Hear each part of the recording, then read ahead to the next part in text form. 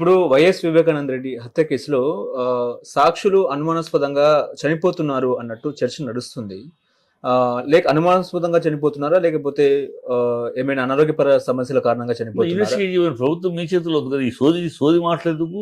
ఈ ప్రభుత్వానికి ఈ సోది కబుర్లు ఎందుకని? మీకు అనుమానం ఉంటే ఏదో వెనక శక్తులు చంపుతున్నాయి అనుకుంటే ఇన్వెస్టిగేట్ చేయండి. ప్రభుత్వం మీ చేతిలో ఉంది.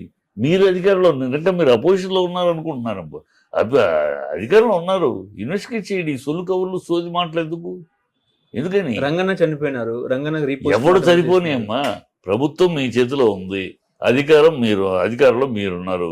పైన ఢిల్లీలో కూడా మీ అధికారం ఉంది కదా. మీరు అనుమానం ఉంటే ఇన్వెస్టిగేట్ చేయండి.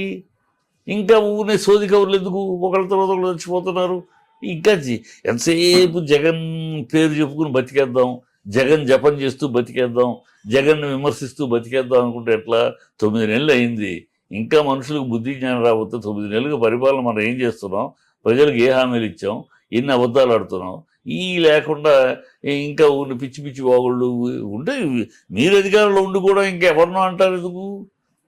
ఇన్వెస్టిగేట్ చేయండి. అనుమానం ఉంటే వెనకాల శక్తులు ఎవరుంటే ఆ శక్తులు ఎవరినో పట్టుకోండి. దేరెన్స్ మ్యాటర్. దానికి ఎందుకు ఈ సొల్లు కవర్లు సోది కవర్లు మైకుల ముందు వచ్చి ఎందుకు చచ్చిపోతున్నారు? ఎవరు వెనకాల ఉన్నారు శక్తులు? చేతగా దద్దమ్మలు అయితే మీరు ఆ మాటలు అన్నారు.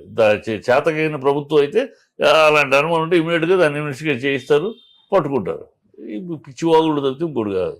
ఇవాళ అసెంబ్లీలో ముఖ్యమంత్రి అంటున్నారు చంద్రబాబు నాయుడు, ఒక వ్యక్తి ఈగో వల్ల నేను 9,000 కోట్ల అప్పు కడుతున్నా అన్నట్టు మాట. సిగ్గుందా మాట అంటానికి? ఆయనకి ఆ మాట అంటానికి? ఇప్పుడు 9 నెలల్లో 1,10,000 కోట్లు అప్పు చేసి ఈ సంపద సృష్టిస్తారంటాడు. అప్పు ఏ రాష్ట్రం కట్టట్లా? ఏ రాష్ట్రం కట్టట్లా? ఈయన అధికారంలో ఉన్నప్పుడు 14 నుంచి 19 అధికారంలో ఉన్నప్పుడు కట్టలేదా? అంతకుముందు ఉభయ రాష్ట్రాల్లో ఉన్నప్పుడు కట్టలేదా? అంతకుముందు లిస్ట్ తీయండి. ఒక రాజశేఖర రెడ్డి పీరియడ్ తప్పితే ఈయన పీరియడ్ మొత్తం బీభత్సమైన అప్పే ప్రతి సంవత్సరం. చూడండి, డేటా తీసి చూడమనండి. ఉన్నాయి ఎవరు ప్రజలకి ఇవన్నీ, సామాన్య ప్రజలకి ఇవన్నీ తెలివి కనుక వాగితే ఎట్లా? ఏ సంవత్సరం ఒక్క రాజశేఖర రెడ్డి పీరియడ్లోనే లిమిట్ దాటకుండా లిమిట్ లోపే అప్పులు జరిగినాయి రాష్ట్రానికి కేంద్రం నుంచి. మిగతా అన్ని చంద్రబాబు పీరియడ్ ప్రతి పీరియడ్ ఓవర్ అప్పే మ్యాక్సిమం తీసేసుకుంటా అప్పు. ఇప్పుడు 9 నెలలకు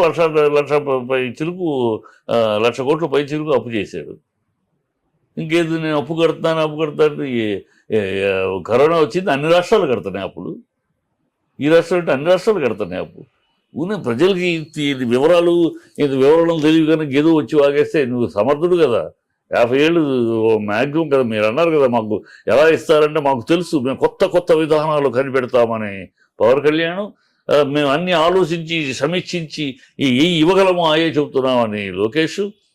మాకు ఎలా సంపద సృష్టించదో తెలుసు, సంపద సృష్టికర్త నేను అని చెప్పి చంద్రబాబు మాట్లాడారు కదా. ఇప్పుడు ఆ మాటలన్నీ ఏమైనాయి? ఇప్పుడు ఎందుకు ఈ డోల మాటలు, ఈ గాలి మాటలు మాట్లాడుతున్నారు? పిచ్చి జనాలు ఏవి ఎర్రిపప్పులు అనుకుంటే చాలా పొరపాటు. మనం ఏం మాట చెప్పినా, మా నాలుగు మడతేసి ఏం చెప్పినా ప్రజలు వినేస్తారు, నమ్మేస్తారు అనుకుంటే పొరపాటు. ఒక ఆవేశంలో నమ్మారు. ఒక మార్పు, 6 అడుగులు బుల్లెట్ పక్కన ఉన్నాడు, ఏదో చించేస్తాడు పొడి చేస్తాడని. ఇది 6 అడుగుల బుల్లెట్ తుస్సు. ఏమి అర్ధజ్ఞానం అజ్ఞానం తప్పితే ఏం మాట్లాడతాడో తెలీదు, ఎందుకు మాట్లాడతాడో తెలీదు, ఎప్పుడేం మాట్లాడతాడో తెలీదు. ఒక నిరకలేని అని తేలిపోయింది ప్రజల దృష్టిలో. ఒక జోకర్ అయినా పొలిటికల్ జోకర్ తప్పితే ఇంకోటి కాదు అని అర్థమైపోయింది. ఈ చంద్రబాబు అబద్ధాలు అనేది నమ్మాం, కానీ ఈయన మోసగాడు నమ్మినట్టు మళ్ళీ నమ్మి మోసపోయామని అనుకుంటున్నారు. కనుక వీళ్ళు ఈ సొల్లు కబుర్లు మాట్లాడి ప్రజల్లో విశ్వాసాన్ని చూరగొనాలి, లేకపోతే తరిమేస్తారు తొందరలోనే.